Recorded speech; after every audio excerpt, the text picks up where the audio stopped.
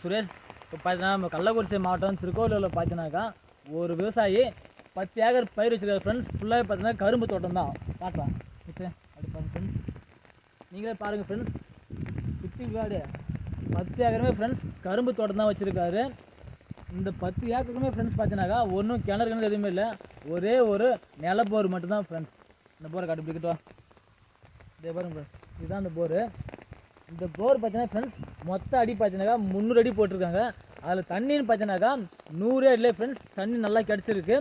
இந்த போர் 24 ஹவர்ஸுமே friends automatic motor காட்டு automatic சுவிட்ச் போட்டிருக்கோம் ஃப்ரெண்ட்ஸ்.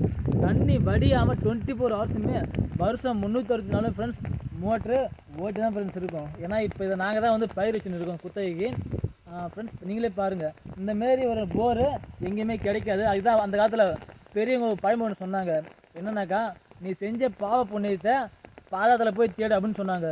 நம்ம செஞ்ச பாவ புண்ணியம் என்பது நீ என்ன நல்லது கெட்டது பண்ணியோ, நீ பாதாளம் பூமிக்குள்ளே போயிட்டு தேடும் போது என்ன தேடும் போது தண்ணியை தேடும் போது உனக்கு கிடச்சுன்னா ஓகேன்னு சொன்னாங்க ஃப்ரெண்ட்ஸ். அந்த அடிப்படையில் இந்த விவசாயிக்கு என்ன புண்ணியம் செஞ்சேன்னு தெரில, பாதாளம் பூமியில் போர் போட 100 இல்லை ஃப்ரெண்ட்ஸ் வடியால் தண்ணி கிடச்சிருக்கு. ஸோ இந்த பழமொழிக்கு ஏற்ற மாதிரி ஃப்ரெண்ட்ஸ் இந்த விவசாயம் நல்லா வாழ்கிறாரு.